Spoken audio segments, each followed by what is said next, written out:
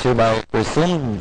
Thank you for coming this morning. May I ask the Committee Secretary to kindly acknowledge for the record the presence of our invited guests this morning. Back, please. The Committee on Environment and Natural Resources, together with the Committees on Agriculture and Food, Tourism and Foreign Relations, would like to acknowledge the following resource persons. From the Department of Justice, Attorney Dioxano Sulit. From the Philippine Navy, Captain Peter Jampsun. From the Philippine Coast Guard, Lieutenant Johnson Fabilane. From the Philippine National Police Maritime Group, we have Police Chief Superintendent Noel Lazarus Vargas. From the Biodiversity Management Bureau, we have Director Teresa Mundita Lim. From the Philippine Biodiversity Conservation Foundation, we have Ms. Lisa Marie Paguntalan. From the Philippine Eagle Foundation, we have Mr. Dennis Salvador, together with Mr. Jason Ibanez. From the ASEAN Center for Biodiversity, we have Dr. Filiberto Polisco Jr. That is all, Madam, Mr. Chair. Thank you. We lumped together all the resolutions seeking investigation and legislation with respect to various wildlife, ranging from the Philippine eagle, whale sharks, crocodiles, green turtles, snakes and spiders, ludong, trumpet shells, fruit bats,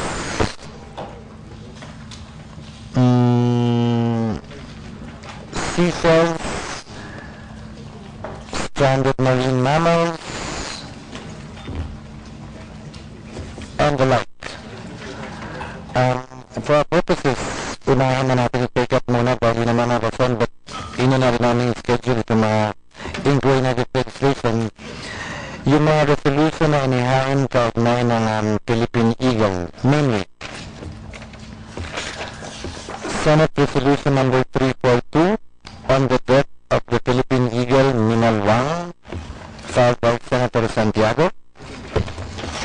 Senate Resolution number 1347, again filed by Senator Santiago, to look into the report on the status of the habitat of the Philippine Eagle in Samar Island. Senate Resolution number 1529, with respect to the killing of the Philippine Eagle Pamana, and 1535 on the same subject matter. Chair hereby orders that these sound resolutions be consolidated and heard simultaneously, and then I'll ask to understand Mr. Salvador or Mr. Ibanez is a presentation to make in behalf of the Philippine Eagle Foundation. Yes, thank you, Your Honor. You're ready, sir? You may proceed. Thank you, Your Honor. First, thank you for inviting us. We truly appreciate this opportunity. As an introduction, I wish to share with you a short video clip about our organization.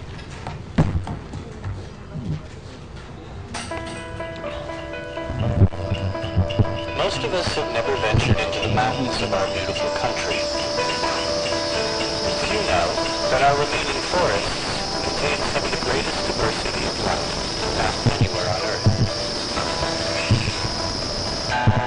But widespread deforestation has harmed the creatures that inhabit our forests. And now, one of nature's finest creatures could disappear forever. At the Philippine Eagle Foundation, we are driven by a single purpose: to save the great Philippine eagle. With a network of collaborators, we are working to secure the future of the entire species. Our scientists monitor wild eagles to understand where they live and breed. Our captive breeding program raises eagle chicks for reintroduction into the wild. And our community organizers work with communities to ensure that eagles and people peacefully coexist. With these efforts, we believe that one day the eagle will be cherished and not harmed, and that our nation's connection to the forests will be restored. By protecting the Philippine eagle, we save more than a single endangered species. We preserve our precious forests. We secure the livelihood of our people, and we protect our nation's future. We invite you to join us in this effort.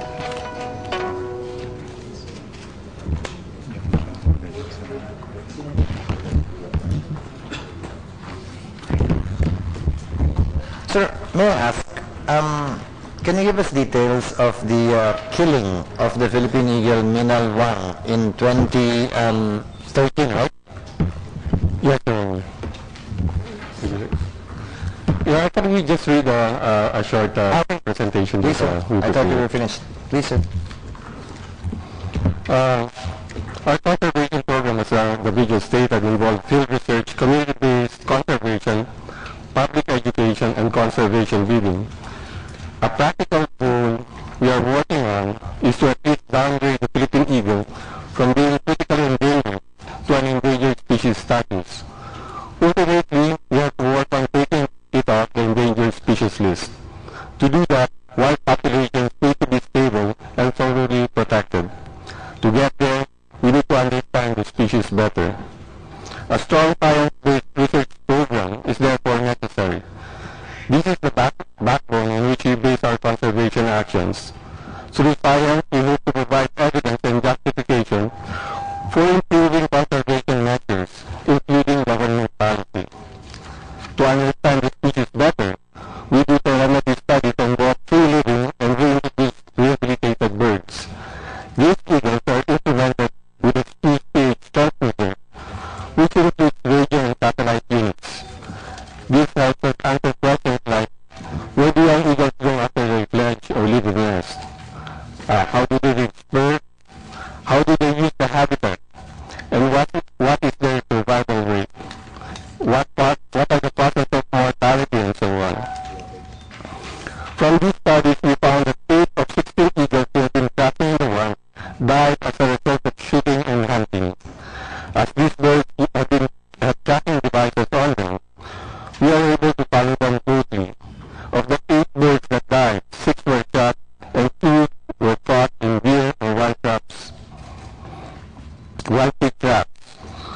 Admission data at the Philippine Eagle Center in Davao City also show that of the 45 eagles admitted here, 16 or 36% died within a few months after arrival. The best efforts of trained veterinarians could not save these birds because they were either too injured or too mishandled to be saved or too sick and malnourished to be cured. And so we come to the case of an eagle which was released and killed recently in Mount Hamiguitan. Named Pamana or Heritage, the eagle symbolized hope that her charismatic release would encourage Filipinos to be more caring and concerned about the welfare of our endangered national bird and the biodiversity it represents. Releasing her in Mount Hamiguitan also meant to celebrate its recent inscription at the World Heritage Site. Pamana is the Philippine eagle that we have rehabilitated and released since 2008. In all of these releases, we went through painstaking prep work. We did site assessments to know if there is enough food and cover for the bird. We did education outreach within a 6-kilometer radius of the release site to get village support and consent. We also work with local governments who, with Pamana's release, the provincial government of Davao Oriental and the surrounding LGUs of San Isidro, Governor Generoso, and Mati City were all very supportive. Last but not least, all releases were covered by permits and consent from the DNR. 3 of 8 rehabilitated birds have perished before Pamana, and like Pamana, they have died at that stage where they were already hunting and fully independent in the wild. These deaths obviously had very little value to the perpetrators. But for a dwindling eagle population, it's a big waste of breeding potential. These birds could have reached sexual maturity and bred new offsprings. The ensuing public outrage and call for justice reflects great public support for our national bird. It is one of the largest and rarest eagles in the world. It is found only in the Philippines, which makes it as Filipino as we are Filipinos. It is a unique product of evolutionary creation, not related to the equally big forest eagles of the world like the harpy of South and Central America and the Marshall and crowned hawk eagles of Africa. But our data indicates that they won't be around for long unless we address two main threats to its long-term survival. The first is excessive deaths due to shooting, hunting, and trapping. The second is continuing deforestation or habitat loss. Of the two, addressing the growing incidences of death is critical. We can lose the great Philippine eagle even though suitable forest habitats still exist. The outcomes of our eagle admissions at the center, eagle releases, radio, satellite, and satellite monitoring of wild eagles, and the fact that our wild eagles appear to be breeding quite well in the wild, all these show that the population is declining because many eagles are apparently dying at abnormal rates. The death of eagle pamana inside the protected area is also a telling tale of the survival prospects of our species. If eagles are vulnerable even inside protected areas, it is not hard to imagine the fate of birds living in unprotected habitats. The Wildlife Resources Protection and Conservation Act of 2001 legally protects the Philippine eagle. An eagle killer can be punished with a maximum jail term of 12 years and or 1 million peso fine. But when 24 eagles are still getting killed or harmed in spite of it, one begins to question if this law is indeed toothless or we do not have the will to enforce it. While we are not criminal science experts, wildlife managers from other countries identify three factors that are key to successful wildlife crime prevention. They believe that punishments against offenders should be reasonably swift, severe, and certain. The absence of law enforcement in many of the 24 cases of eagle persecution since the Wildlife Act obviously fails in the certainty test. We only know of 3 cases of eagle-related persecution on Mindanao Island, post-RA 9147. In one case, one farmer that shot and illegally possessed a young eagle in 2007 got a mere 1,000 peso fine. This clearly violates the severity principle. The second case is on the same bird, named Cagsabwa. The eagle was released back to its habitat in Mount Kitanglad after successful rehab. 4 months later, a local shot the bird and made bird stew out of it. After nearly 4 years of trial, the offender was penalized with 100,000 peso fine. But because he was unable to pay the fine, he was instead jailed for 6 months. On all counts, the nature of law enforcement for Cagsabwa's case failed the severity, certainty, and celerity or swiftness test. It is clear that eagle poaching is hurting eagle populations to its core. It is also clear that the law enforcement which is supposed to prevent eagle crimes from happening is falling short of its mandate. We urge the Senate to help us address this issue now. In moving forward, we propose 3 general approaches. First, that authorities should make law enforcement reasonably severe, certain, and swift. Secondly, we can work at preventing crime from happening altogether. A number of tools and techniques are available to practitioners in wildlife criminology. For instance, we have begun exploring the use of situational crime prevention framework as basis of our community-based site protection programs with promising results. One eagle we have released here is collaboratively monitored and protected by local indigenous forest guards and their respective families. Called Matatag, the eagle is now fully independent in the wild. Finally, we should seriously consider investing on protecting on our natural areas and the manner with which we protect these forests. Clearly, the present regime of protection and administration fail in many respects. The Philippine eagle is undeniably going through a critical survival bottleneck. Hunting and shooting, coupled with deforestation, are the apparent root causes of this extinction trap.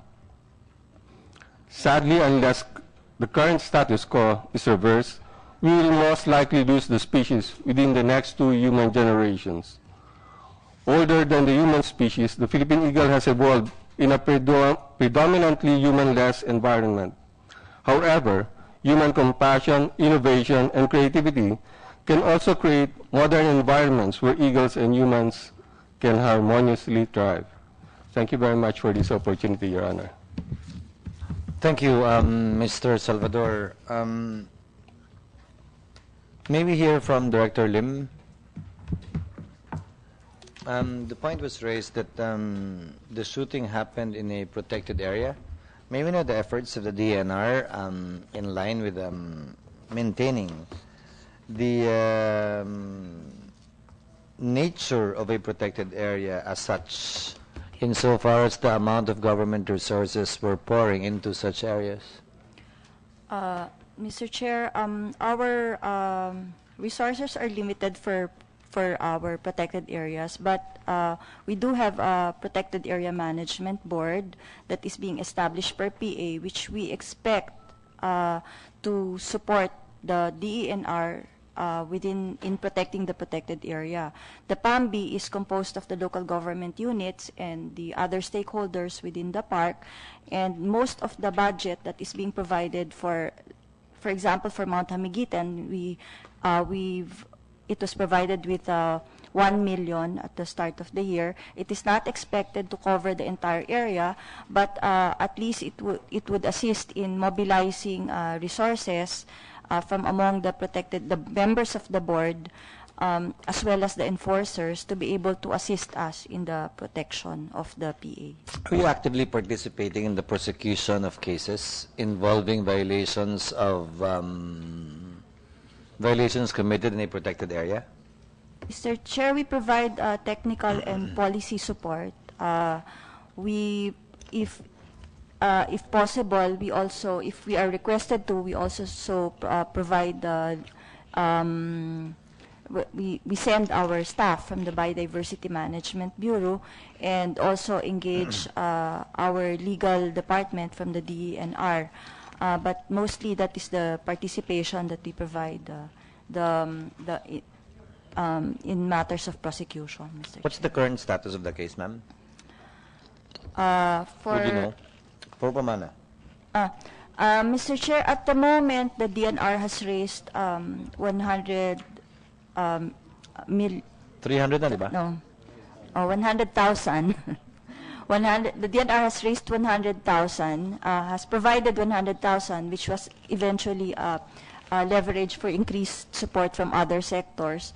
So now I think it has reached 500,000. 500 na. As a reward for whoever will be able to provide information and eventually pinpoint whoever is responsible for the killing. At the moment, Mr. Chair, the head of the investigation is the Region 11 Executive Regional Director, Mark Fragada, and he's also the chair of the Protected Area Management Board of Mount Hamiguitan. In the last update, he said there are leads, but it was not yet ready for release to the public. So we are still awaiting for additional details so we can eventually work with the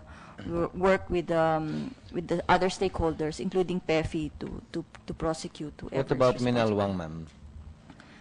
Minalwang. This happened in October 2013. Yeah, Mr. Chair. What's the status of that case?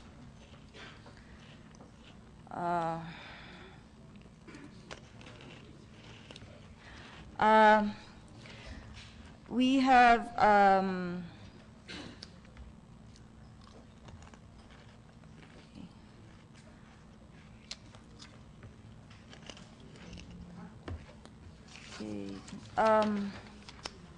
we continue to work with the Philippine Eagle Foundation, and the investigation of Minalwang so far has yielded no leads.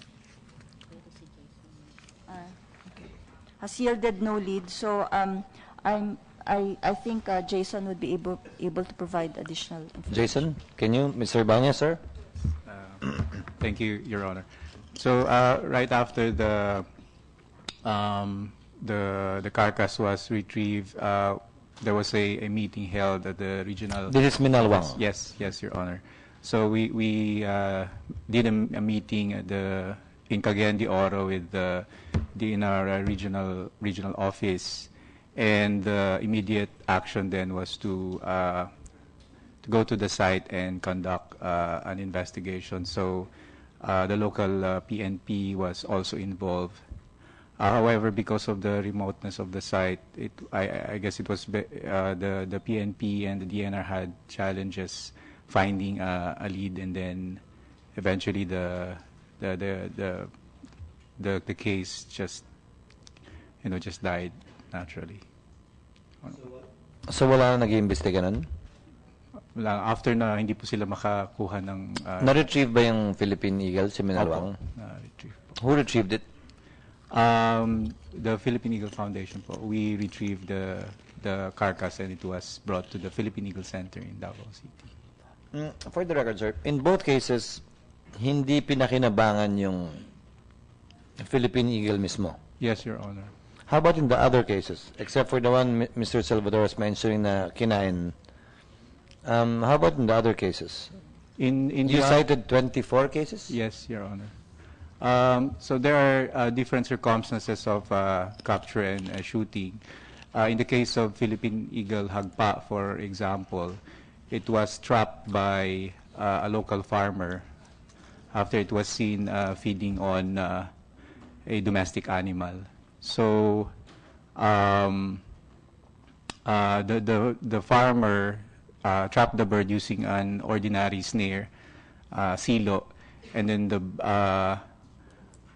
when we interviewed the guy, he said that he found it too thin, otherwise he could have eaten it. So he turned it over to the barangay LGU, and the barangay LGU brought the Philippine Eagle to the center, alive, Your Honor. After rehabilitation, we released the bird back to the wild within 20 days because it was still a young bird. So our immediate concern was to release it as soon as possible for fear that the eagle parents might no longer feed it if you release it back to the wild. So fortunately, the bird was accepted back by the parents. It was fed, and for over a year, it grew to be a fit bird, but then eventually it got shot while it was dispersing away from its parents' territory, Your Honor. Attorney Sulit, are you familiar with these cases? Not yet, sir. In relation to which particular resolution were you sent by the DOJ? Actually, sir, for all resolutions, sir. But as to the case status, sir, I will coordinate with the National Prosecutor Service, sir, and get some information about the statistics of these cases. Wala sa yung binigay na information o statistics? Wala po, sir. Yung ano lang. Ang gagawin natin? Actually, sir, we will just submit a position paper on the resolution, sir.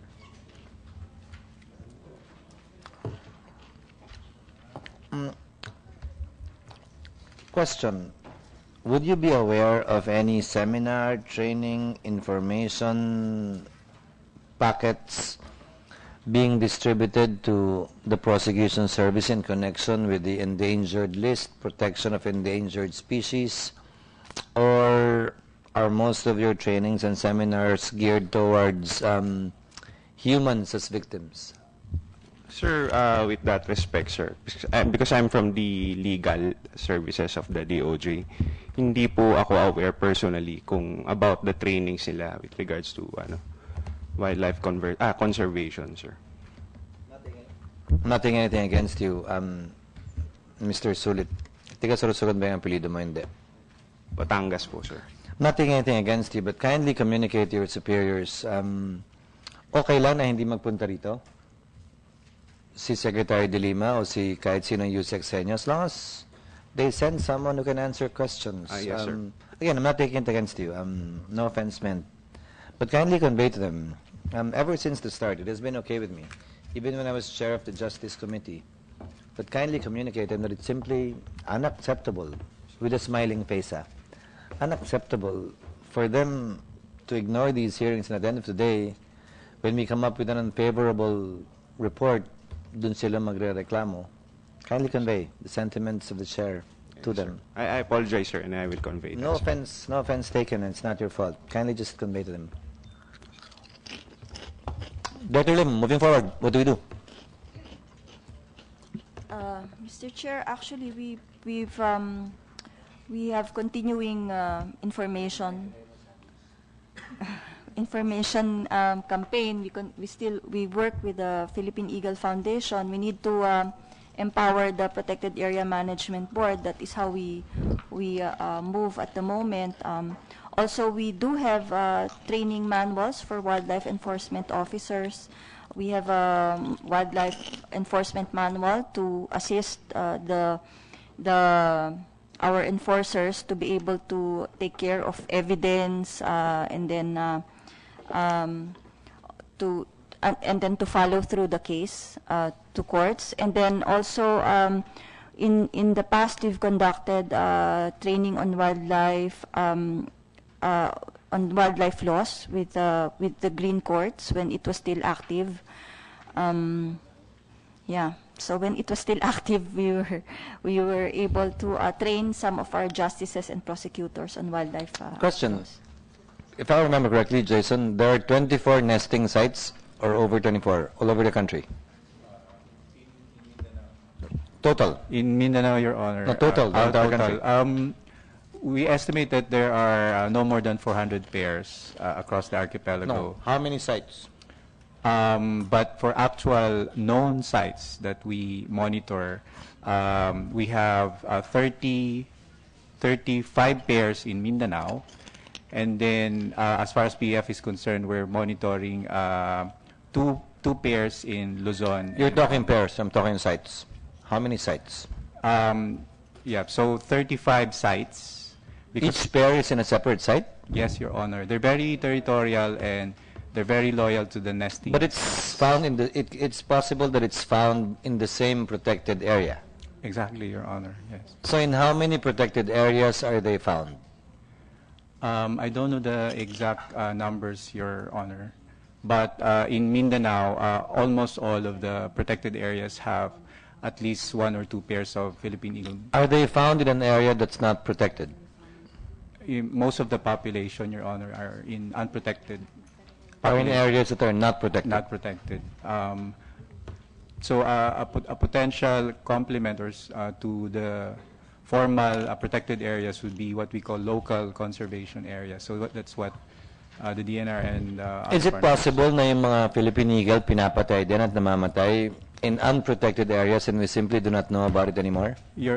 Exactly, Your Honor. We call it the dark figure of mortalities. Like meaning you don't know how many they are, you don't know where they are. Exactly. Especially in remote places, Your Honor, where news of eagles getting shot or trapped would... What do we do in those areas that are unprotected?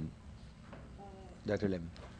Mr. Chair, as Jason mentioned, we're also working with partners, and especially with the local government units for establishing local conservation areas.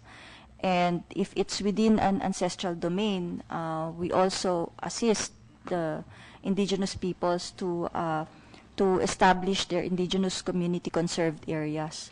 So at the moment, we are identifying, among others, habitats for endangered species such as the Philippine eagle, so that we can assist them in at least coming out with a resolution and also a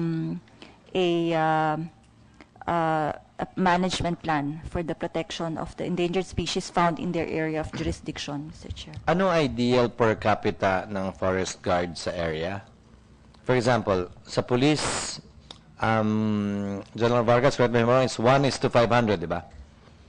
1 policeman is to 500 population. Sa forest guard, anong rough ratio? Ideal ratio? If there's a benchmark or standard. Right now, our distribution around 1:4,000 hectares, but the ideal is 1:2,000 hectares.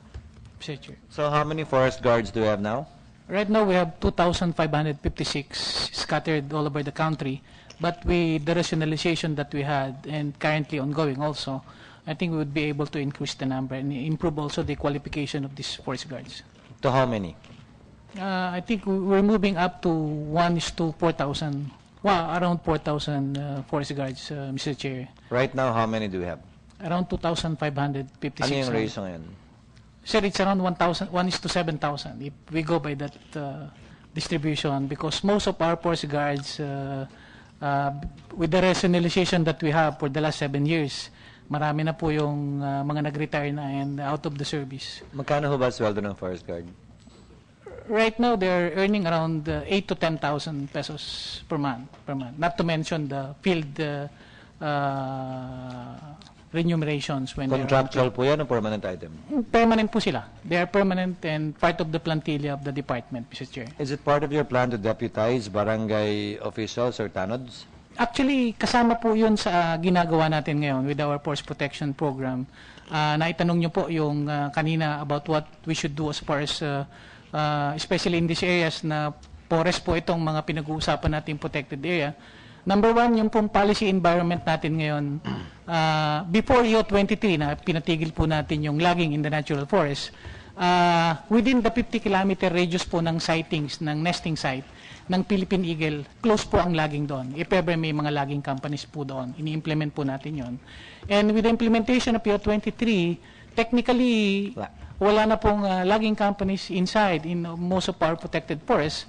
And maganda po yung pinakita kanina ni Mr. Dennis Salvador on the community-based forest protection program, of which we are also doing outside of the protected area. So napakaganda po na ini-strengthen natin yung community, especially in areas na mayroong sightings ng, or nesting sites ng Philippine Eagle. Napakaganda po ito kung gagawin ito ng isang programa at i-adapt po ito ng DNR at mabigyan po ito ng corresponding fund. Kasi kung nakikita ko po dun sa presentation ng Philippine Eagle, basically under their own undertaking and funding lamang ito, samantalang dapat po ito nationwide na ipapatupad. Sir, question. Kahit na hindi sa protected area, basta forest siya, may forest guard, di ba? Yes, sir. Even if it's not a protected area? Kasama po yun, sir. Even with the 6.8 million or 14.8 million forest natin, nandun po yung mga forest guard natin, even protected areas or not. So, yung mga nesting sites na hindi protected area, in theory, dapat may forest guard pa rin yan? Supposed to be po. Kasama po sa forest protection program yan. So, yung programa niyong binabanggit ni Director Calderon, how much does it cost? Yung community-based approach ninyo, how much does it cost you? In one site, for example, Your Honor, When you say one site, you're talking about barangay? ancestral domain, because we're working with indigenous peoples. They cover 2,000 hectares, and we train and work with 40 forest guards, so that translates to one forest guard every 50 hectare. And this composes of 26 males and 14 females. How much? The cost as operation would be 2 million per year, and we're getting it from a corporate donor as part of a conservation 2 million per year for every IP? for that community. For every IP community? Yes, yes, Your Honor. Each protected area has a separate IP group? Miss Paguntalan? Iba po yung concern ko, Director? sir. Kasi po, balik po doon sa sinasabing forest guards. Kasi po yung, if I am right in my understanding, ang forest guards, hindi din sila nagpa-function or nagpa-function ba din sila sa loob ng protected areas? Kasi ang forest guard under sa Forest Management Bureau, hindi siya under ng Bureau, Biodiversity Management Bureau. So hindi siya naka-line up sa So protected iba pa yun? areas. May Iba sariling pa yun. forest guard ba ano? May sariling forest guard ba ang protected area? Mr. Chair, wala. That's why although we work with the FMB, para yung ibang forest guards nila, especially if the protected area is terrestrial, would also cover the forest within protected areas because they are provided with a separate budget for protected areas. And we have marine protected areas as well, so hindi mako-cover yun talaga, Mr. Chair, ng foresters ng forest guards. But that's why we work with with other sectors, and we work with the local government unit so that they can also share the responsibility in protecting the PA. We try to use the limited budget of the sector to mobilize that kind of support, and also request for, at least for some of the critical forests within protected area, for assistance from the forestry sector. Mr. Chair. How many protected areas do you have forest-wise, meaning land-based at hindi marine? Around 3 million hectares, Mr. Chair. Sites? Sites. Minus 240 minus, around 200, no, minus 38. Ballpark, 200, around 200, Mr. Chair. 200 protected areas. Protected areas. Each one has a budget of approximately 1 million? No, Mr. Chair. Mount Hamigitan, because it's a heritage protected area. Yeah, the But the legislated, others? yes, the legislated PAs and the heritage parks are But the provided. others, wala. Others, Mr. Chair, wala. Yung declared by executive fiat, wala. Wala, Mr. Chair. That's why we have been pushing for the NIPAS so that we can legislate the other protected areas that are proclaimed. Just eventually, the DBM has prioritized the legislated protected areas for funding, Mr. Chair. Actually, sir, we're doing that. Senator Lagarde has done a lot of work along those lines to transmit to plenary yung NIPAS, which will automatically legislate. Essentially, diba? That's what it's doing. Automatically legislate protected areas declared by executive fiat para merong legal basis to provide funding for it. But what do you call the program again? In community-based, ano nyo? What do you call it? We're using the situational crime prevention framework, Your Honor. No, in training, education, the whole thing. We generally call it indigenous or / local forest guard program. That's the program you're referring to, Director Calderon? Complementary po yung ginagawa namin that they could tap. Kami po bilang staff bureau, kasama namin ng BMB, we design programs for implementation po naming regional offices para sila po yung may line pagdating po sa region, mga PENOS and SENOS. Right now, meron po kaming additional 2,480 bantay gubat hired. Ito po yung mga job order, usually mga barangay officials, contractuals po. Magkano po bayad dyan? 8,500 per month po ang bayad sa kanila. They are trained in different areas and they could be deployed and may be deployed by the regions in protected areas also.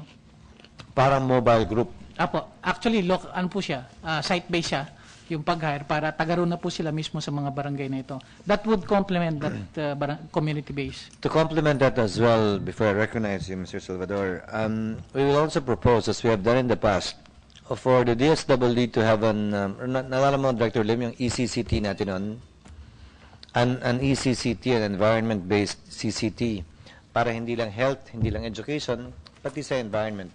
Because it will still be able to target the poorest of the poor, and I'm sure whoever is living within the limits of a forest area would fall under the National Home Targeting System as being one of the poorest of the poor, and therefore qualified under the program. Pero hindi tulad ng health and education, in exchange, they would look out for their surroundings and environment and assign to them a specific area. Kahit pa paano, dagdag compensation din yun para sa kanila. Actually, Mr. Chair, meron na pong MOA between the DSWD and the DNR to that effect. We're doing it for the National Greening Program, and hopefully, with Director Lim, we could expand it. Greening as far program as kasi the PA. pagtanim lang yun eh. Apo. Di ba? Yes, sir. Pagtanim yun eh. Tsaka pagbantay dun sa punong tinanim, di ba? Yes, sir. Not really for this purpose eh. Yes, Mr. Salvador. Thank you, Mr. Chair. In relation to what Director Calderon raised about deputation, one of the challenges we're facing is the getting our forest guards actually deputized, because many of them do not reach the minimum educational attainment that DNR is asking for. In addition to that, the tasks that they give to these forest guards are in English and can basically can understand, but our forest guards can understand this in. In the dialect, you're saying? Yes, sir.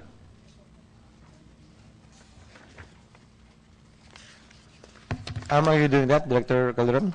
Actually, kung meron po tayong may design na programa to that effect, deputation could be part of the program itself to be adjusted based on the community-based forest protection program or wildlife protection program to that effect.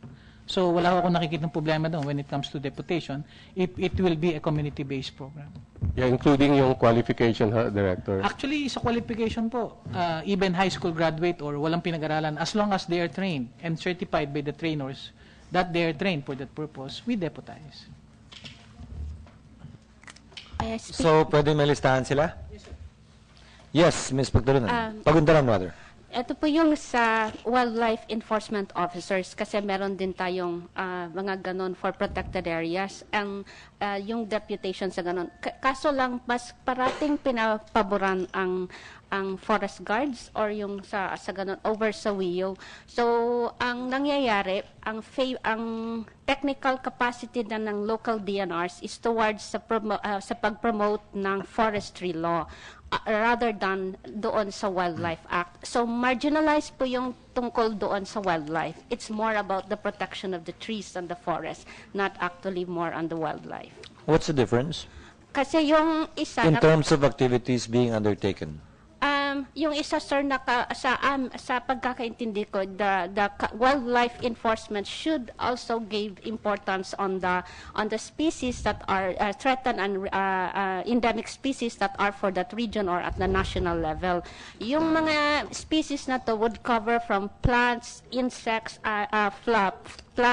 animals, pero yung kasing focus ng forestry law nandoon lang sa tanim.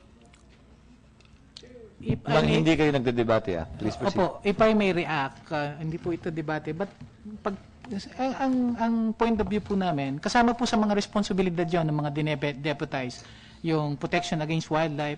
Pero kung makikita po ninyo, ang mga wildlife po natin nasa kagubatan. Pag naproteksyonan po yung kagubatan, effectively po yung wildlife. Kasama na po siya sa protection. Habitat po yung approach natin na pag maganda po yung ating kagubatan, everything would follow. So, but kung gusto po niyo, yung pong mga condition na yun sa deliverables ng ating mga deputized forest officers in accordance sa PD 705 po kasi yun. Yung iba po kasi masyadong sectoral when it comes to wildlife. So, sa wildlife pack naman po, ganun din yun. Sa deputation, basically, nakalagay naman po yung mga responsibilidad nila. Siguro po, we will revisit kung consider namin yung input ng ating kagalang-galang. Do you even have a list na may picture? Yeah, we have. Yeah. Kasi ako, malay ko yung naapakan ko pala, endangered na. Yes. No, is there a comprehensive list? Yes, Mr. Chair. We have a threatened species list, and we also have a guide, laminated guide, and also. There's such a thing? Yes, Mr. Chair. Gaano kakapal? Which we distribute. Makapal. May manual kami, Mr. Chair, which we can happily provide you. We provide this to our enforcement partners. But if it's too thick, if it's mga 3 inches thick? Yeah, Mr. Chair. There's also a smaller, packet-sized version. Nakalagay din yung pangalan ng halaman o, Yes, Mr. Chair. o protect endangered species and a picture? Yes, Mr. Chair. So, nakalagay yun. We distribute it to the port authorities, to our partner. How many do you print a year? How many do we have? 1,500 Pieces? Mr. Chair, pieces. Kulang pa para sa bawat barangay. Ikaw naman, share Share ikaw. sila. How much does it cost to print it? 750 pesos per piece. 750 pesos, Mr. Chair, per piece. 750 per set. Ito na yung maliit? So, mga 1,000. 1,100, Mr. Chair, to have the complete set. Ito na yung maliit. Yung malaki at saka yung maliit. 1,100? Yes, Mr. Chair. Yung maliit, yun yung pwede nilang dalhin sa field. One for each barangay is 46 million. Kalahati inyo, Mr. Salvador. Yes, sir. One of the things we're really concerned with, aside from this forest guards, Mr. Chair, is yung in many areas, even though there are guards, yung continued incident ng poaching and shooting really bothers us. Perhaps, I think important dito ang role ng PNP. To enforce and investigate. Yes, sir. Chair instructs the committee secretary to kindly communicate with sino yung regional revenue?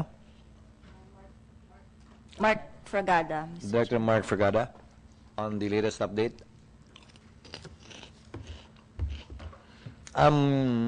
Dr. Polisco, you want to add something on this topic or another topic? None at this time? So magkano pwede ko i-allocate, Dr. Lim? 46 is stiff for me. It's too much.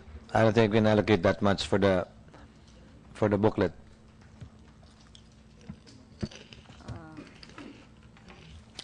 $750 po, ma'am, yung maliit lang.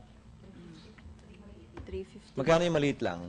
Nakompleto 350. Ito yung maliit na booklet na nandun lahat. Yung packet size, Mr. Na nandun lahat. Can you give us a breakdown of that, ma'am? Kung magkano yung bawat isa sa kanila? So, 1-1 yung complete set, 350 maliit. Gano'ng kaliit yung maliit?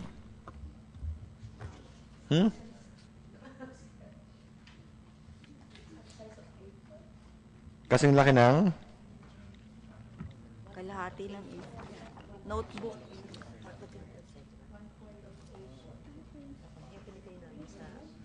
tapos nandiyan na yung picture at pangalan ng lahat. The process. Yan, pwede ba yan? 15 million.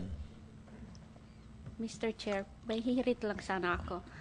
Kasi kung gagawa tayo ng wildlife packet size na ganyan, if we can make it regional, kasi iba po yung species ng Palawan, iba ang species ng Mindoro, iba ang species ng West Visayas, iba ang Mindanao, tsaka iba ang Luzon. That will be cheaper.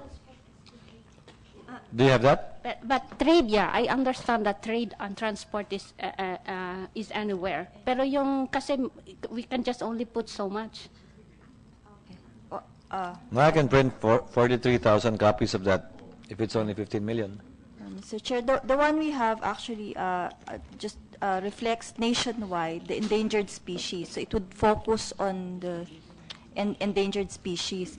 What Ms.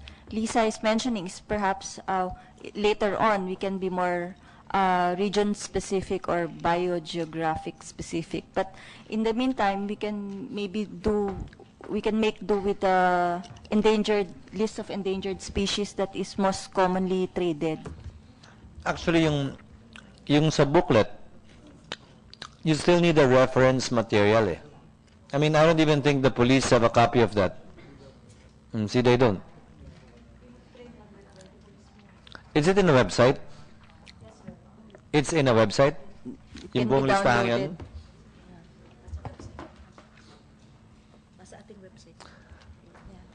Meaning there's a specific website kung ano yung endangered? Yes, Mr. Chair, including the photos. So we had distributed this previously to NCRPO and other trained policemen. Yung regional nyo, pwedeng poster na lang yan para malaki. Alam mo yung parang wanted list? Alam mo yung parang most wanted but the reverse, that these are the protected species in this area? Parang kayo alam? Yes, Mr. Chair. That's possible, Mr. Chair. Give us the costings for that we can include it in the proposed 2016 budget. Yes, Mr. Chair. Kinampit ko na 15 million yung booklet mo, one per barangay. One per barangay for the booklet. Then give me the costing for the regional malawanted but protected poster for each region so that we can distribute that in schools. Yes, Mr. Chair, we'll do that. There are about 48,000 school sites nationwide. sites, iba yung classroom. So if you just put, you don't have to put in every classroom perhaps. Kahit sa bulletin board nila, you're talking of at 1 per or 2 per, you're only talking of, 96,000 posters. If you're talking of 1 per school, you're only talking of 48,000 posters at approximately 50 to 75 centavos per poster. Mura-mura lang yan. Kahit nga damihan pa natin eh. Kindly give us the costings, ma'am. And the content, of course. You have to be ready with the content. Any other points? We will also pursue the ECCT to complement the program being undertaken by PF as well as the program being undertaken by the FMB. Any other points? There being none, Chair hereby again orders the consolidation of Senate Bill number 342, 1347, 1529, and 1535, and after the submission of the updated report from Director Fragada to draft the corresponding committee report on the matter, citing the facts raised in this hearing, as well as moving forward the directions to be undertaken thereafter. So ordered. Director Lim, hindi tayo abutin ng tanghalian, hopefully. Isa-isa natin lahat to. Together with the others. I just need an update on status of certain things. Let's take up Senate Resolution number 73, 151, 168, 173, 221, 506, 519, 777, 780,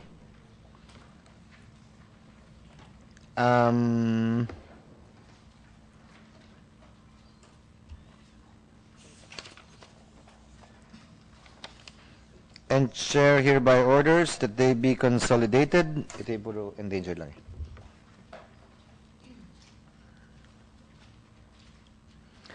First, on Senate Resolution number 73.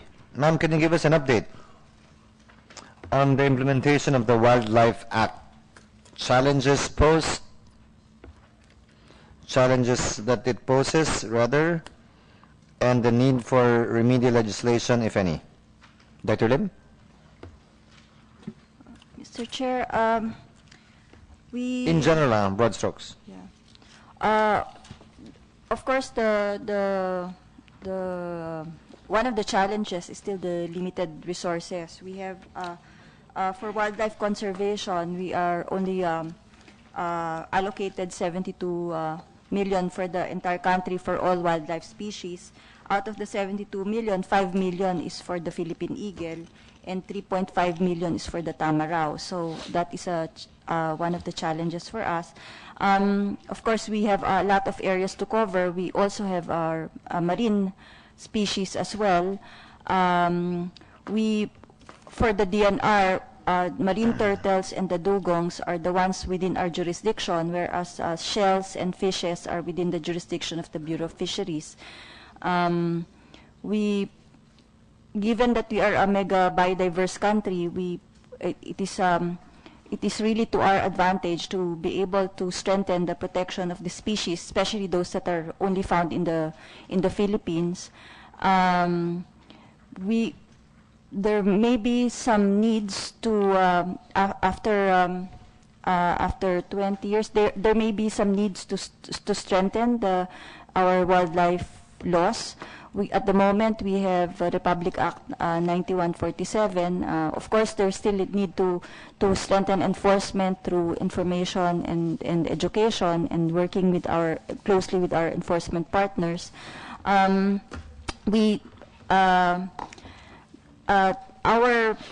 Our challenges also include the need for more intelligence work, because our violators have become more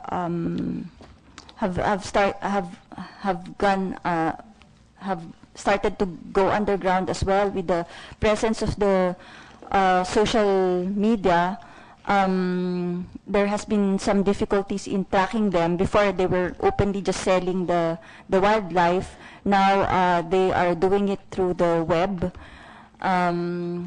Wildlife forensics has also increasingly become important because of the killing. We need to be able to assist our enforcers to be able to at least to allocate some manpower and resources to be able to do some forensic studies for some of the wildlife that we have found. What's your dream sequence? Magkano ang budget ang hinihingi nyo sa DBM na hindi binigay ng DBM? For wildlife protection, implementation of RA 9147. You were given how much again? 72 million. 72 million? For wildlife conservation. How much did you ask for? Magkating budget na. Di ba may pinapasubmit sa inyo yung budget? Yes, Mr. Although may Chair. budget ceiling, of course, pero may pinapasubmit sa inyo yung budget, di ba? Yes, Mr. Chair. We have, it escapes me at the moment, the supplemental budget that you requested specifically for wildlife. But I shall provide you in Kindly submit that to us, ma'am. Yes, Mr. Chair. Resolution number 151, crocodile species. What's the status and what's the need for remedial legislation, if any? Mr. Chair, we have only two species of crocodiles. We have the Crocodilus mindorensis and the Crocodilus porosus. The Crocodilus porosus actually have a potential for commercial use. Ito yung ginagamit sa bag. Yes, Mr. Chair. Sa bag, sa sisig, tsaka sa iba pang sisig, Mr. Chair. So, Ayan, nakatikim na ako ng tinolang tsaka sisig na sa Davao. Yes, Mr. Chair. So that is something that we encourage for as long as they are farmed, so they are not collected from the wild. There are already some enterprises that are being developed for this purpose. What we, of course, would eventually like to see is that the revenue generation from the porosus would help us, would go back to the protection and conservation of the mindorensis, which is only found in the Philippines. So the porosus is it's indigenous. It's not only found here in the Philippines, but also in Yan yung commercial. Asia. Yes, Mr. Chair. Yung mindorensis, yun lang yung found in the Philippines. So if it disappears in the Philippines, it's How much money are we putting into preserving and conserving this? 14 million per year, Mr. Chair, for the crocodile. Where is it? Mr. Chair, we have a farm. Most of the budget goes to the crocodile farm in Palawan. It's where we Yan yung species na yan, yung nakita ko na sa TV yan eh. Yes, Mr. Chair. May mindorensis tayo dun sa Palawan. May porosus din. Although, there's budget for farming, for breeding, conservation breeding for the mindorensis, while for the porosus, we have a support for our for the industries to commercialize. Any need for remedial legislation? Insofar as crocodiles are concerned. At the moment, Mr. Chair, maybe more on the incentives for the crocodile industry to thrive, to support our native species. But that's not the protected species. No, Mr. Chair, but it should lead to the protection of our Dahil merong available for yes, commercial Mr. Chair. use. So may Is that the resources. logic? Yes, Mr. Chair. And then eventually, of course, to reintroduce the mindorensis and protect their habitats as well where they're found. Kindly submit to us your proposed legislation on the incentive side for the other species that may be used commercially. Ms. Paguntalan, you want to say something? Yes, sir. Yung related sa mga na-raise dito na resolutions, yung current state po ng wildlife rescue centers natin sa DNR or at the regional level, kasi halos walang budget, ang technical capacity and then yung facilities.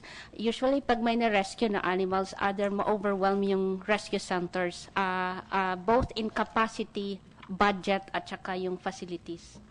Ilang rescue center meron tayo? One rescue center is required per region, Mr. Chair. So you have one rescue center per region. Yes, Mr. Chair. So you have 16? Yes, Mr. Chair. Although in some regional offices, they designate A private yes, Mr. or a Chair. non-government organization? Yes, Mr. Chair, who has the capacity to Can you give us that list then? Yes, Can you Mr. submit to us the regional offices and our partnerships or tie-ups that your regional office may have with a private entity or organization? Yes, Mr. Chair. Yes, Mr. Salvador? Yes, I'd like to support Ms. Paguntalan's position. The problem really is, in addition to lack of budget, there's really no infrastructure in these areas. Even the Philippine Eagle Foundation, which helps DNR in rescuing raptors, we lack the infrastructure to accept these animals. While we do have the technical capacity, in other areas, this simply does not exist. Can you give us a list, if possible, too, of the private organizations or non-government organizations that do this on their own and their geographic footprint, kung saan sila matatagpuan? We'll try to map and match the two. Would you be able to have access to that list? Either Ms. Paguntalan or Mr. Salvador? Yes, Director Lim? Mr. Chair, if ever they will also, the list would also be with us because whoever is It's accredited. designated, yes, Mr. So give it to us, ma'am, please. So it will be we will have the government and the non-government Okay, ma'am. rescue center. Resolution number 168, the green turtle population. First, is this protected? Yes, Mr. Chair. Is it in the endangered list? Yes, Mr. Chair. What's the current status? We don't have an exact population estimate, but globally, it's a migratory species, so there's a global protection. It's a CITES species, so it's part of the listing of the Convention on the International Trade for Endangered Species. We have. Are we a signatory? Yes, Mr. Chair, we are party to the. Do we need domestic CITES. legislation to implement this treaty? This Actually, convention? it should be covered by the Wildlife Act, Mr. Chair, which Okay. we said we could work with you to further improve it. So no need for a particular amendment insofar as the green turtles are concerned? Not specific for the green turtles, Mr. Chair, as it is covered under the Wildlife Act. To comply with the resolution, can you submit to us in written form a status on the efforts insofar as conserving and preserving the green turtles are concerned in compliance with our treaty obligation? Yes, Mr. Chair, we will. Thank you very much, ma'am. Now, on sea turtles, anong pagkakaiba ng green turtle sa sea turtle? Sea turtle is a general term. A green sea turtle is a species of sea turtle. Are sea turtles protected? Yes, Mr. Chair, we have 5 species that are found here in the Philippines. So we And have they're all protected? Yes, Mr. Chair. This also includes the green sea, the leatherback, loggerhead, hawksbill turtle, and olive ridley. Nagpakawala na kami dati niya noon eh. Di ba yung maliliit? Yes, Mr. Chair. Pinapakawalan sa Yeah. dagat? But very few survive. Yes, Mr. Chair. How many percent again? 1%. Only 1% survive. Kinakain? Well, it's preyed upon, Mr. Chair, because once they hatch, so from the time they go to the shore, they can be eaten by birds, and then when they go. Ba't hindi palakihin muna? Mr. Chair, they have what is called the infantile frenzy. If you try to raise them, they will lose that. The frenzy is what makes them run to the sea. And if you keep them for 2 to 3 days, they will lose that frenzy, and then they will be more vulnerable to predators, Mr. Chair. So we still would suggest that they would be released immediately, and then sometimes to decrease the chances of them being eaten at the shore, we sometimes suggest that they be released at daytime, so that we can watch over them at least when they reach the sea. Now,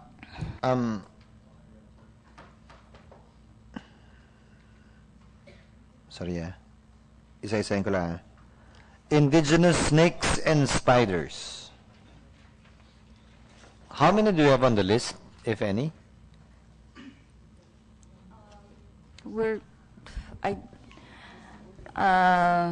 Snakes, we don't have a number at the moment, Mr. Chair. I would need to get that, but we have one species of python. We have several species. We have cobras. We have not protected and they're endangered. Yes, Mr. Chair. The python is a protected species. The reticulated python. We don't have any other species of python here in the Philippines.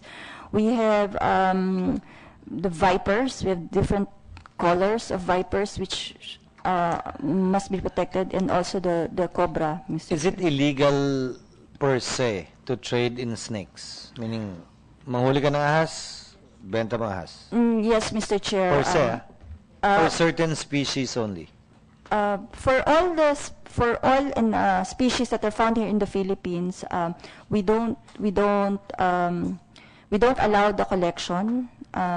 So you cannot collect snakes, you cannot collect spiders? No, Mr. Chair. Paano They would need a ba permit. sa kahon ng Pati posporo? yun, Mr. Chair. Kasi bawal. Technically, bawal yun? Yes, sir. Yes, sir. Under the Wildlife Act, if it's collected from the wild and directly traded, you cannot do it. So we can file Ito yung larong gagamba sa walis tingting, ha? Yes, Mr. Chair. What actually is, if we have a non-detrimental findings, because the Wildlife Act is more for the precautionary approach. So if there are non-detrimental findings that the capture of that specific species will not endanger the population, then we can allow. So that's But as a general rule first, bawal. Yes, Mr. Chair. So kahit sino nagbebenta ng ahas, bawal? Yes, Mr. Chair. Kahit sino may ahas, bawal? Yes, Mr. Chair. Well, kung may permit sila, yes, Mr. Chair. So we actually, kung nagbenta sila, we ask for a permit because there are Kung people who nagbenta found, sino? yung mga traders, Mr. Chair. There are. So you have a list of licensed traders Yes, for Mr. snakes? Chair. Yes, Mr. Chair. You have a list of licensed traders for spiders? Yes, Mr. Chair. For invertebrates. Spiders lang. Yes, yes, kasama, sir, Mr. Chair, sa invertebrates. Can you give us that list? Out of curiosity, I want to know who's into that trade Yes, and what their volume is. Yes, Mr. Do they Chair. report to you the volume? Yes, Mr. Chair, they should. It's part of their permit to report to us. And the permit is valid for a year, I presume? 5 years, Mr. Chair. And they submit yearly or annual reports? Yes, Mr. Chair. On the volume of sales ang kinuha, ganun-ganon? Yes, Mr. Chair. They submit it to the regional office. Can you get that for us, please? Yes, Mr. Chair. Just so that we get to know the data on the number of accredited traders, that's what you call them? Yes, Mr. Chair. Traders. Yeah, accredited. Sea turtles in Palawan, can you validly trade them?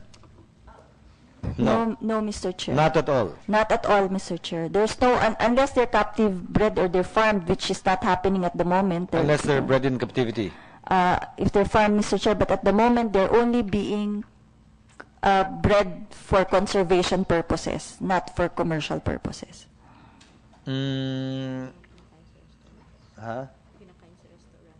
General Vargas, Captain Guzman, I'll go to you sabay-sabay on the enforcement side. I'll just find out what are illegal and what are not.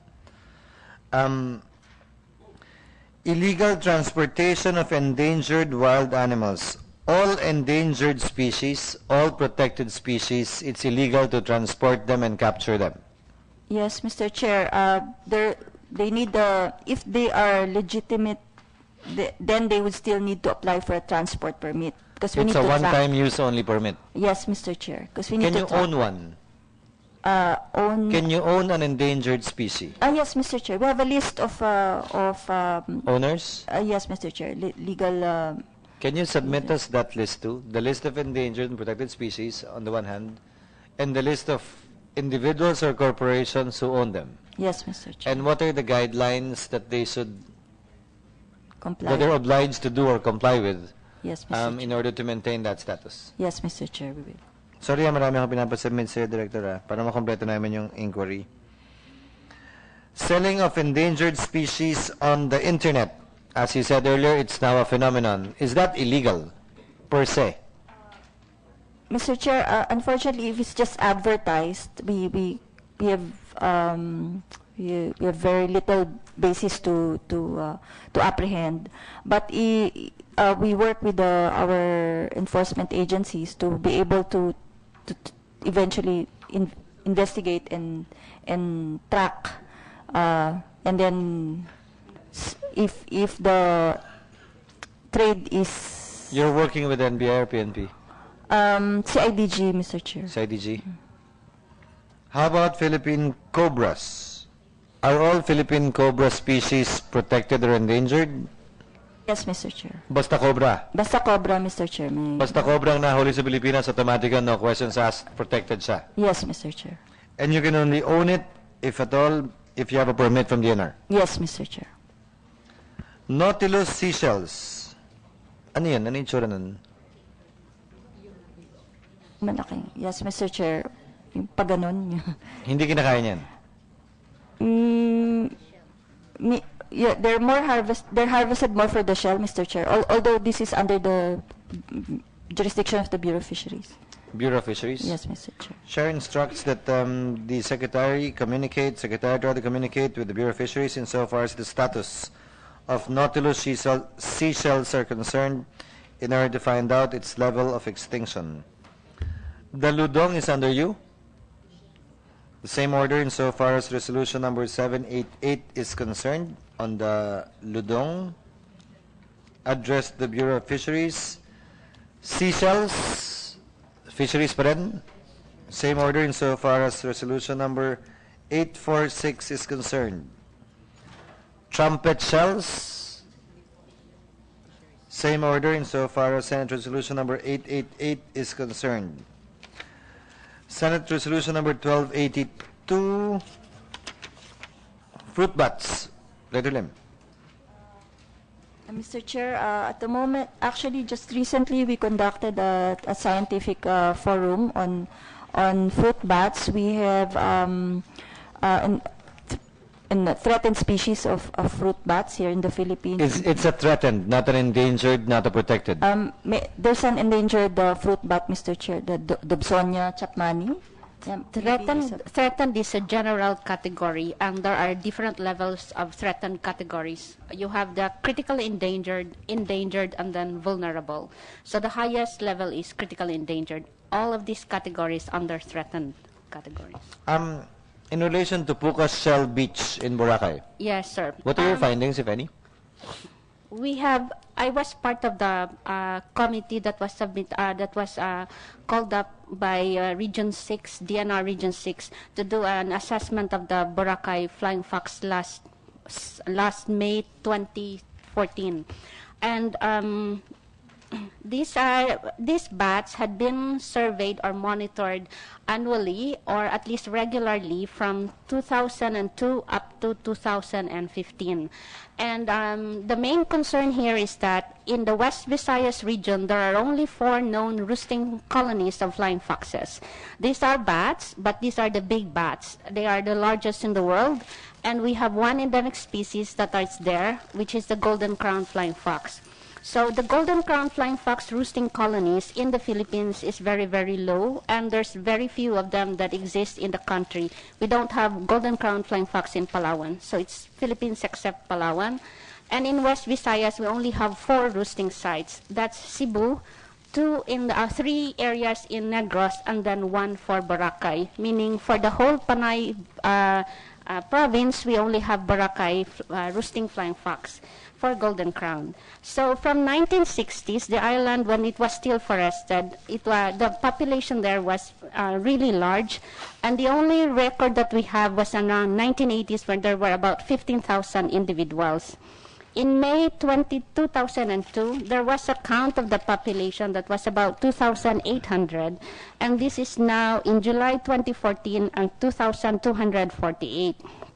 I have read the Senate resolution, and they have sort of implicated about the developments in the area. Although flying foxes are they are prone to disturbances in the roost, and it has a direct effect on the population of the species. If the roost disturbance is minimized, the species will still exist and will still continue to hold in that area. So these cases, like in Subic Bay, in Mambucal Resort, in Miagao, Iloilo, and classically with Boracay, also with in Davao City, you have roosting colonies of flying foxes in areas in highly urbanized areas, or even with there are people around, as long as the bats are not harmed. If the bats are harmed, they move around, they don't come back, and that's when, and if this happens during breeding season, that's when the population is really, really affected. In Boracay, you have several disturbances, including helicopters flying around during summer periods, and they hover close to the roosting colonies. The mother easily flies up and drops the baby. They only breed once a year. So the population is affected, but these are more prone to other disturbances. Loss of habitat is also one factor, major factor, because they are vegetarians. They feed only on fruits and nectar. So if hindi sumisip-sip ng dugo yung mga bat. no, all the bats, all the fruit bats are vegetarians. So they are what we call forest gardeners. The other ones that are in the caves are insect feeders. They are also pest control biological. Can you give us a copy of that study? It's an ongoing study, or it's a finished study? There's an assessment that was conducted in 2014. There was a biological survey that was conducted in 2002, and there's we can give you an update of the report in Boracay. Can you give us all the reports thus far, Yes. completed and finished, Yes, sir. so that we can complete our findings as well on this particular issue of fruit bats? Yes, sir. 1420. Yes, ma'am. May I add, sir? This area in Boracay is within a private property. Somehow, Zobel Ayala had a titled lot in this area. Who? Zobel Ayala. For the 80-hectare property within Sorry, that... it's Zobel de Ayala. Yeah, sir. Mente. Oh, Your Honor, Zobel de Ayala had a 80-hectare property, and this is where the flying fox roosting colonies stays. So during amihan, they stay in Pucashel, and then they move in Habagat in the other side. So half of the year they're in Pucashel Beach. So this is the contested area where development is located. The other side is with San Miguel Corporation, and the other side is with For a big Boracay time. Property Holdings, and then you have Shangri-La Mactan. For a big time nga. Yes, but all of these areas, because this is indeed a private property, DNR, together with us, had worked closely with Boracay Property Holdings and San Miguel, who had also said that they are interested in doing this for a private partnership and the protection of these roosting colonies. Is there a MOA? Yes, sir. There's a memorandum of understanding that had already been signed by DNR Region 6 and Malay, Municipality of Malay and Boracay Property Holdings to allocate the roosting site of about 1-point-something hectares, including the mother trees, surrounding mother trees that would probably accommodate for 2 hectares of that area. Give us a copy. Can you give us a copy of that MOU as well? Yes, sir. Thank And you. also there's a management plan that had also incorporated all the other informations that are there. This is actually one of the things that we wanted also to be incorporated, or somehow we have a system where private owners can also have a protected area or a privately managed reserves. Currently, DNR does not have a guidelines about how to go around this because we don't have a privately managed reserve. That's recognized by DNR. Point well taken. Thank you, ma'am. Endangered sea turtles intercepted in Palawan. Are you aware of this, Dr. Lim? This was on June 21, 2015. Chinese trader, blah, blah, blah. Are you familiar with this?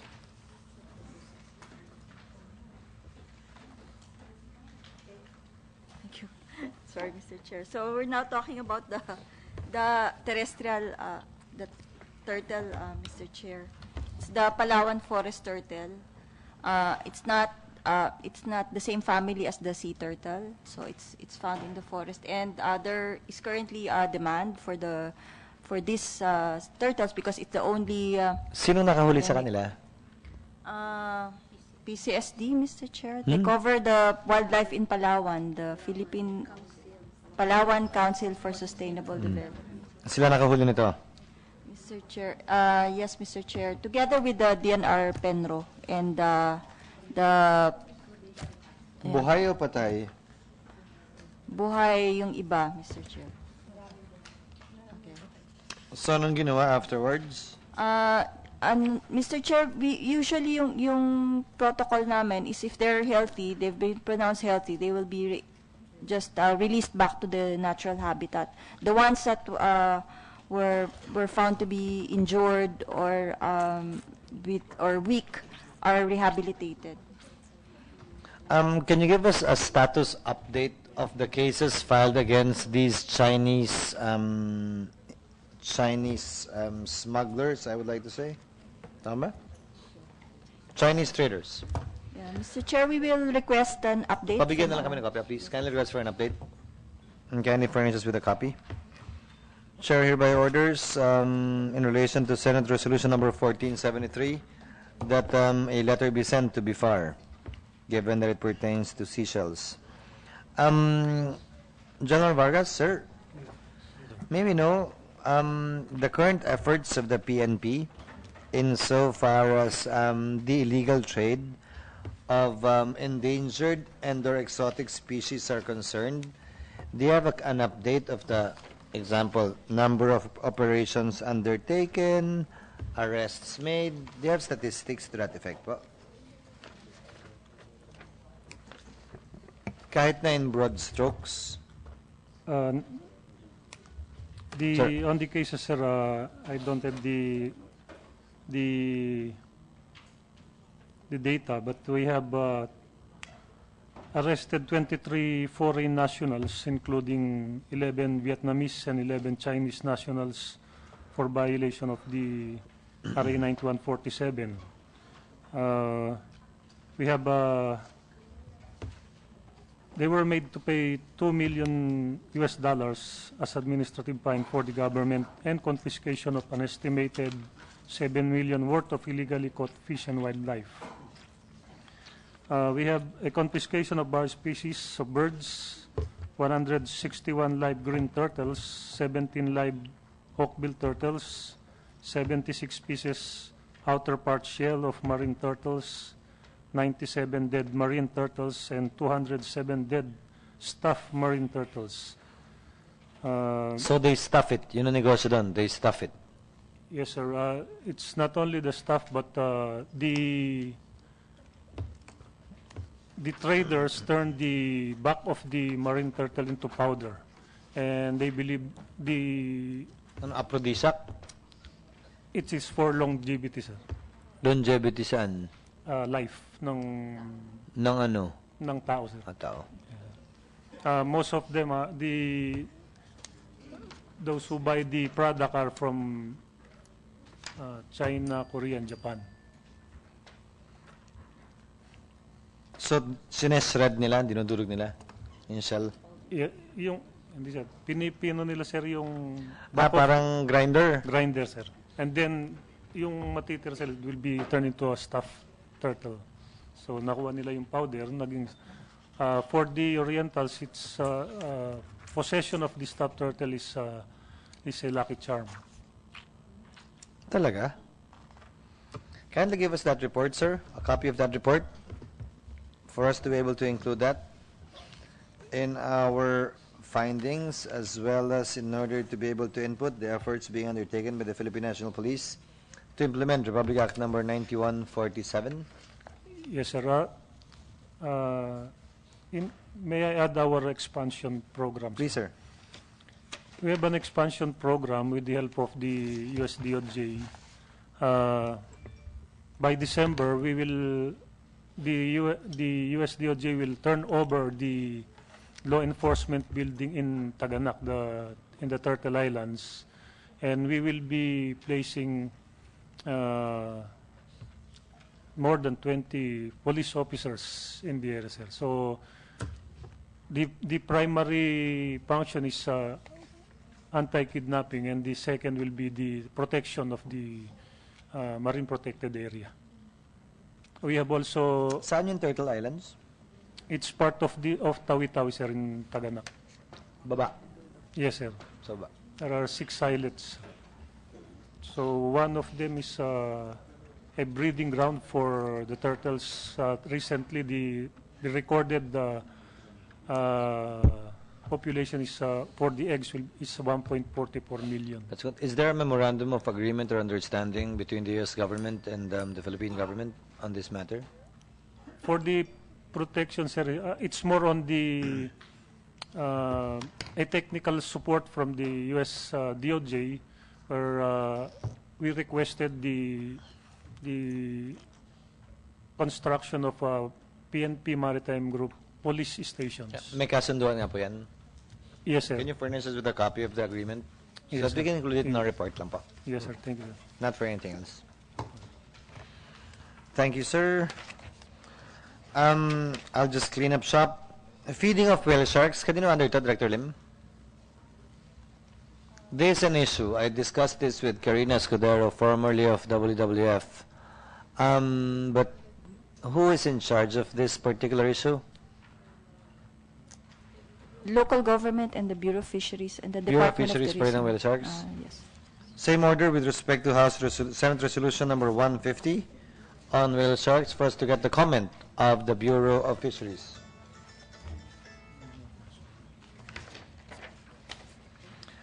Senate Resolution number 149 on stranded marine mammals. Kaninong jurisdiction to, Dr. Lim?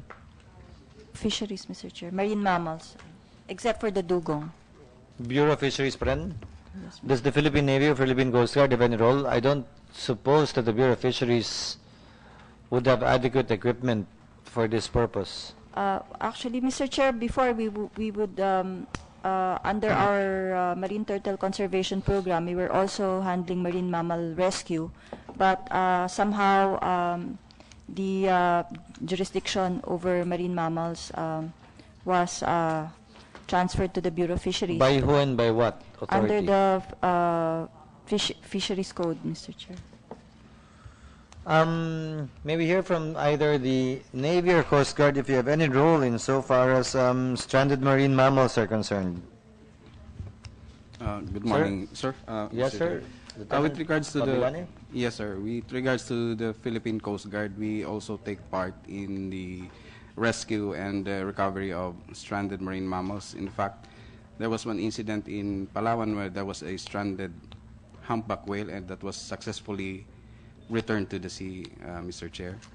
Can you give us a report, Lieutenant Sabilane, on the efforts of the Philippine Coast Guard, let's say in recent years, with respect to stranded marine mammals, just so that we can include it in our report as well? Yes, sir. And we also conduct interventions with regards to illegal wildlife trade, such as the illegal trade of sea turtles. We can provide this Pakibigay din po sa amin yung mga huli, anong year, how far apart. Yes, sir. And the status of the case as well, sir. Yes, sir. With regards to the Philippine Coast Guard, we usually turn it over to the local authorities and the PNP. But I presume you will still be the one to testify when the case finally is heard. Yes, Your Honor. So you would roughly know the status, kung na-convict na, kung Yes, na-acquit. Your Honor. We will provide, Your Honor. Kindly give us that, sir. Yes, Your Honor. Captain De Guzman, sir. Efforts insofar as stranded marine mammals are concerned, as well as in the illegal trade of endangered species. Yes, Mr. Chair, the Philippine Navy is always in supportive role in the enforcement of our local preservation laws, and upon request, we provide assistance and in coordination with the other maritime law enforcement agencies. Can you submit As us a always. report, sir, on the specific and particular efforts that the Philippine Navy undertook or took part in as regards, again, number one, if any, stranded marine mammals and providing security to prevent the illegal trade of endangered or protected species? Yes, Mr. Chair. That report na lang po. Thank you, sir. Poachers around Pag-asa Island. Kaninong jurisdiction po ito? Pag-asa. Coast Guard, Navy. Yes, Your Honor. We also provide maritime law enforcement. Particularly in Pag-asa, sir. I will try to check with our operations, Your Honor. If we have floating assets, particularly in Pag-asa Island, Your Honor. Maybe hear from the Philippine Navy insofar as Pag-asa Islands is concerned. Poaching. So insofar as Pag-asa Islands, that's one of the dilemma being faced by the Philippine Navy, because as always we have our gray ships, but as in that particular area under our ROE, we try to. What does ROE mean? The rules of engagement, sir. So because the situation there is highly volatile. Every time we use the gray ships, so we tend to look to the other law enforcement agencies. But we do monitor all the ongoings, and we have reports of poaching Poachers. activities. in the Kamusta na area. yung radar system na binibili ng Philippine Navy? Is it set up already? Yes, Your Honor. To cover this particular area too? Yes, the problem is we are able to see, but we are You cannot limited do in what- anything about it? Yes, Your Honor. That's the frustration of our troops on Anong the ground. kulay ang barko ng Coast Guard? White, sir. I-white na rin kaya natin yung Philippine Navy natin. That's one of the suggestions in the past, Your Honor. Kindly submit to us that brief statement, sir, explaining the ROE as you put it. Is that on paper? Is that a policy? That's just a general guidance with respect to the ongoing situation with the Chinese Navy. But is that in writing? No.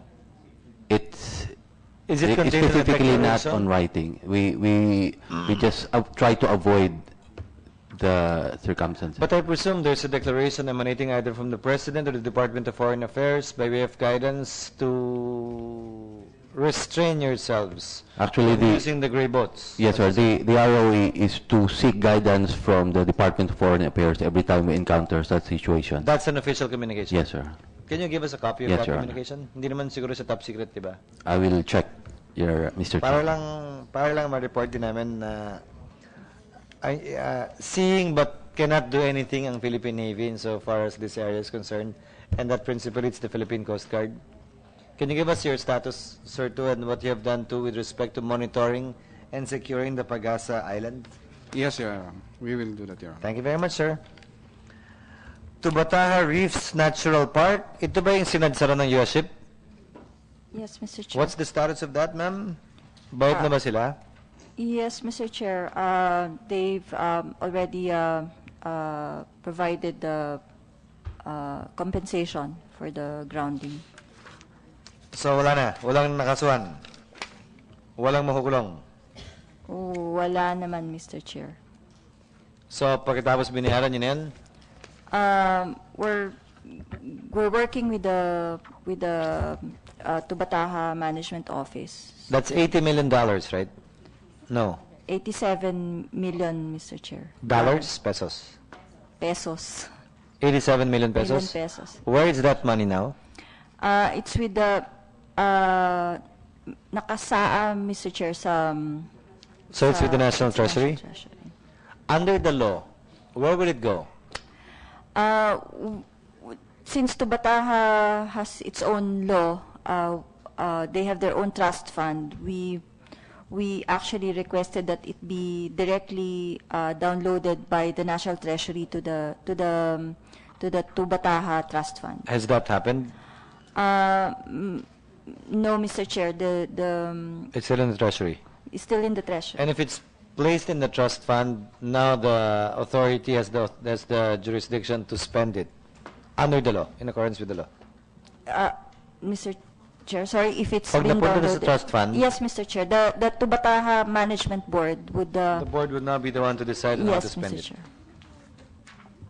Insofar as the Tubataha Reef is concerned, it's also the Coast Guard, not the Navy? Yes, Your Honor. Lieutenant Fabilane? Yes, it's within the jurisdiction of the Coast Guard. Kindly submit to us two efforts, recent or in the past, that the Philippine Coast Guard has been undertaking with respect to the Tubataha Reefs, to include among others, for example, gaano kadalas kayo umiikot dun sa lugar na yun, kung umiikot man kayo, and recent case updates, if any occurrence, if there's been any occurrence in that area or place, insofar as violating or activities that are not in compliance with the protected status of the Tubataha Reefs Natural Park.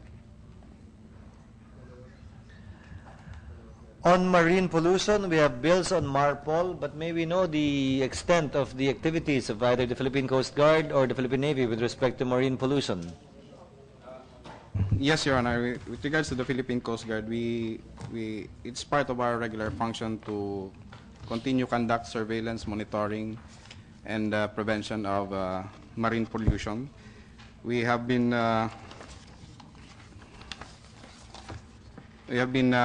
continuously conducting inspections of vessels as well as land-based facilities when it comes to compliance. Where do you draw the line between the Coast Guard's function and jurisdiction and that of Marina? Your Honor, the Marina is a policy-making body, while Coast Guard is on the enforcement side. Yeah.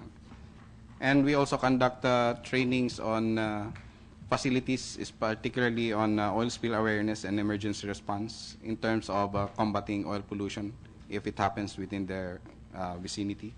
And we also conduct regular inspections of equipment and record books on all Philippine and foreign flagged vessels to ensure compliance to international treaties and conventions, Your Honor, particularly MARPOL. Given your performance indicators in the budget, can you submit to us, sir, the seminars, trainings, inspections conducted, as well as the apprehensions made, if any, at least in the course of the previous year, 2014? Yes, Your Honor. Can you give us that, sir? Yes, Your Honor. So it will be in compliance too with the mandate of the Senate resolution? Yung mga before na lang. Yung mga before na lang yan. Senate Bill number 1362 in the National Greening Program. Director Calderon. Mr. Chair, I have a presentation. Just How to long update. is the presentation? That would be very short. Try to make it short. Can you hold that thought for a while?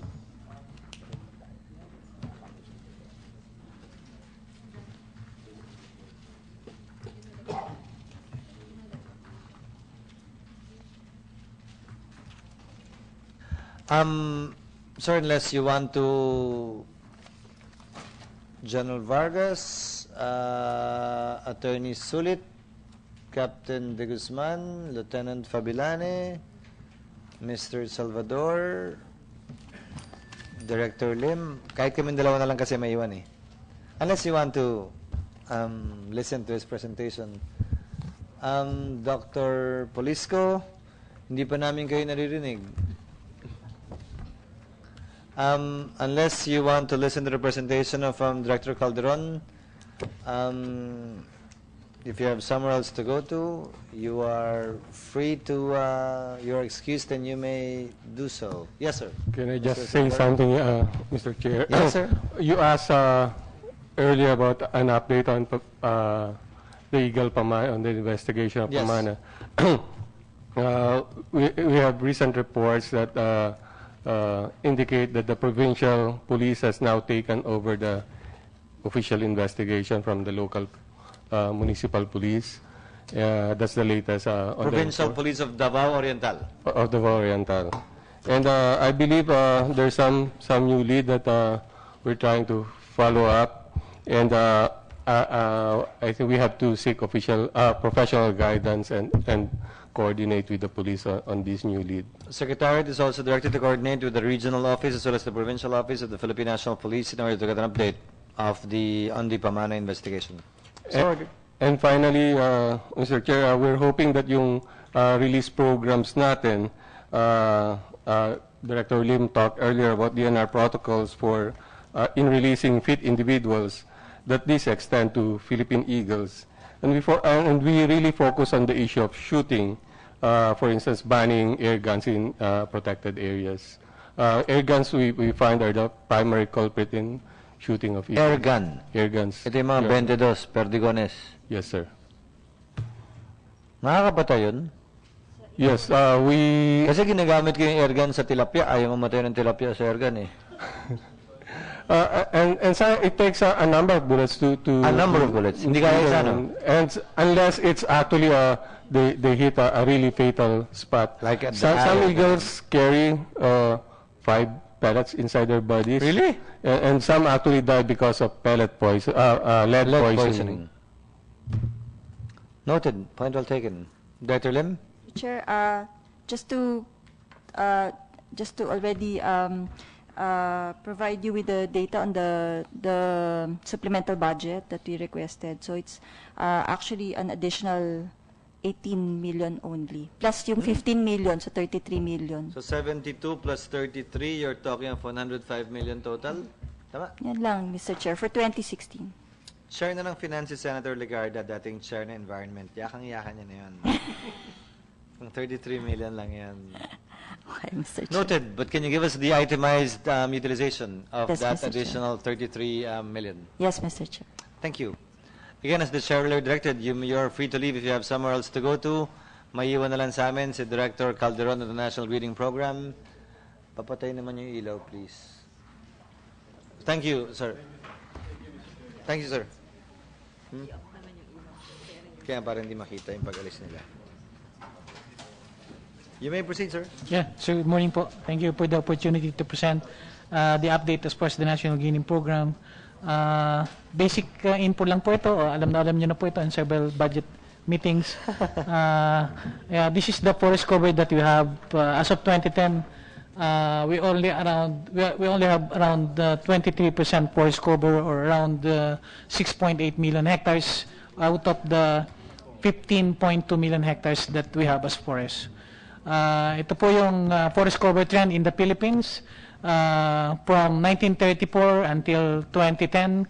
Based on the 23 and 2010 forest cover study, ang atin pong annual forest cover loss is around 46,954 hectares between 23 and 2010, or we have a loss of around 382,682 hectares from 2003 until 2010, or 7 years. How many per year? Around 46,900 per year. 954 Until hectares. 1980. It's between 2003 and 2010, Mr. Chair. Yun po yung meron tayong forest cover study using satellite data with NAMRIA. Apo. Ito po yung ating reforestation for the last 50 years. From 1961 until 2010, before we implement the National Gaining Program. Mapansin niyo po itong mataas na ito. Ito po yung ADB Loan 1 and Loan 2, 1986, 1987. Basically, donor-driven po ito. That's the reason why we implement the National Gaining Program. On the average, investment po natin is around 38,000 per hectares, 38,000 hectares per year. So, to rehabilitate the 8 million hectares, it would take around 210 years to have our habitat improved. So this is the implementation of National Gaining Program in February 24, 2011. The goal is to plant 1.5 billion trees covering around 1.5 million hectares for a period of 6 years from 2011 to 2016. And for the information of the Chair, this early we are also designing a new program for the next administration just in case it is needed. It is called the Forest and Landscape Restoration Program. Ito po yung areas for NGP, Open, Degraded, and Denuded Forest Land, Protected Areas, and Mangrove. Kasama po namin si Director Lim dito. Ancestral domains, including the IPs, especially in Mindanao area, civil and military reservations, including the military camps, urban areas under the greening plan of the local government, inactive and abandoned mine sites. The NGP is beyond the traditional reforestation that we implemented for the last 50 years. Basically, it's for poverty reduction. We have to cover also food security. We have to consider environmental stability. We have to have biodiversity conservation as well as climate change mitigation adaptation, which is very relevant as far as the current realities. We have a commodity roadmap. If you would notice, we have timber, we have fuel wood, we have coffee, cacao, rubber, bamboo, and rattan. This is the first time that we invested in coffee, cacao, and rubber as a prime commodity and used in the reforestation program. How do you distribute that, and what's the ratio and proportion? Basically, we contracted community-based organizations in the countryside. To produce seedlings? Basically, sa seedlings po, for high-value crop, it's basically procured. Hindi po kaya ng ating mga POs na mag-produce. But for fuel wood and timber, they can produce. Yun po yung complaint. How many rubber tree seedlings did you produce and where did you distribute it to? Sir, it is distributed nationwide. For cacao, we have around 52,734 hectares already established since 2011. So what do you mean by nationwide? I'll give you an example, sir. Sir, for a region. For example, Region 1 or for cacao, this is the prime commodity for region in Davao and Mindanao areas. We have around 4,989 hectares of cacao plantation established already at 500 My trees. question is. Yes, sir. Rubber trees are dominant in North Cotabato. Yes, sir. For example. North Cotabato, South Cotabato area, including Sulu and Tawi-Tawi. Depending on the species of the tree, you distribute it to specific geographic locations. Yes, sir. Depending on soil quality, perhaps slope or weather pattern. Including climate, sir. Can you give us that map? Sir. What's best to plant where from the point of view of the DNR insofar as the greening program is concerned? Sige po. Pengi po. We'll submit po. Now, of the 1.5 million, yun na next. Yes, sir. Of the 1.5 million hectares, nasa na tayo ngayon? Sir, so far, from 2011 to 2015, as of August 24, 2015, we have planted around 1,136,995 hectares, or 95% of the 1.2 million target until 2015. 1.2, 1.5? 1.5 to include 2016, Mr. Chair. Apo. Ito po hanggang 2015 lang po, yung currently po ini-implement natin. Apo. Ito na po yung just to show, visualize, nasa na po tayo, 2011 until 2015 as far as NGP. Yung pong 2015 is currently ongoing and we are monitoring the report of Pag-asa because of the El Nino phenomenon that are being forecasted. And how sure are we that they're still alive?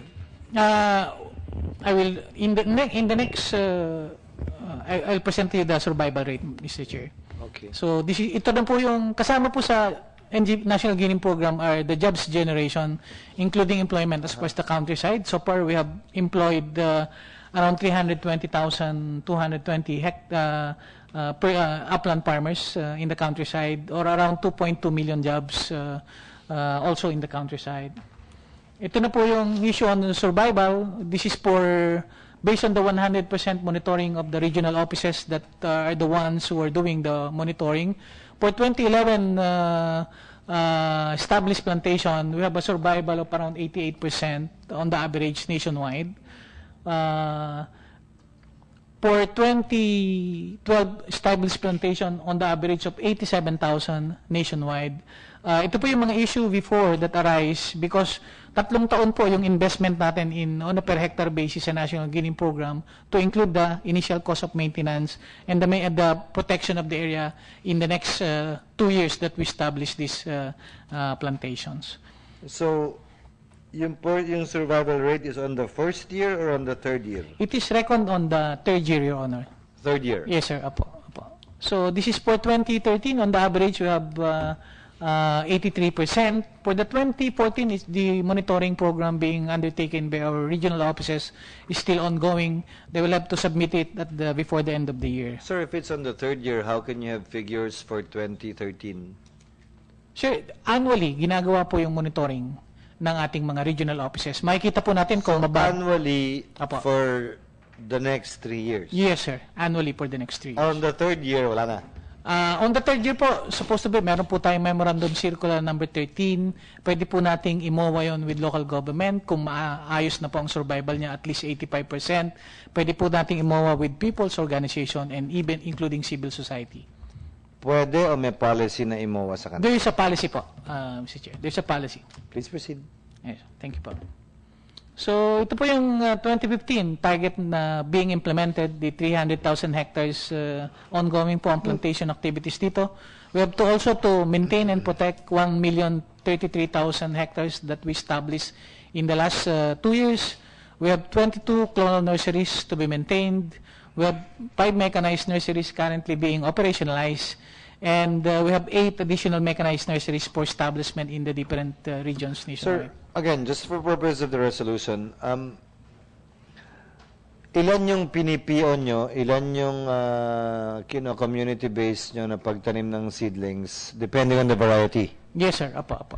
Can you submit to us that breakdown?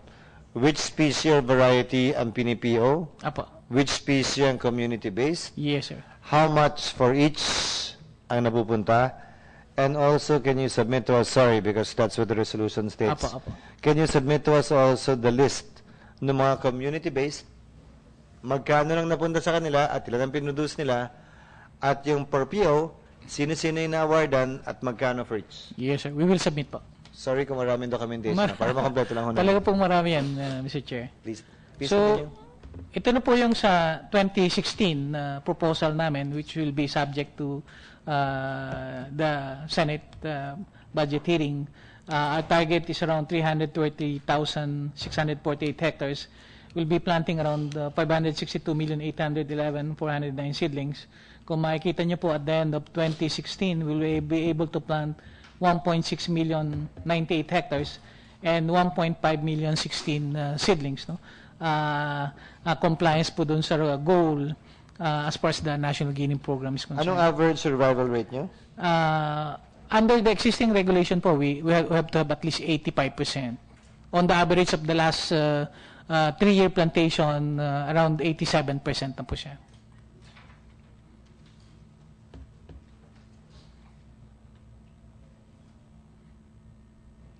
$1,275. So kulang kayo ng 225 at your average survival rate. More or less po. Mga ganun. Magkukulang kayo ng 225 less 16, magkukulang kayo ng mga 209. Tama? Yes, sir. Yes, sir. 209,000 trees to comply with your performance indicator of 1.5 million at an 85% survival rate. Please continue, sir. And ito po yung good governance measures as far as the National Greening Program. Ito lang po yung reforestation program natin that all the areas from 2011 to 2016 are GIS and GPS surveyed areas and validated as far as the all site is concerned. Makikita niyo po yung legend niya as far as the color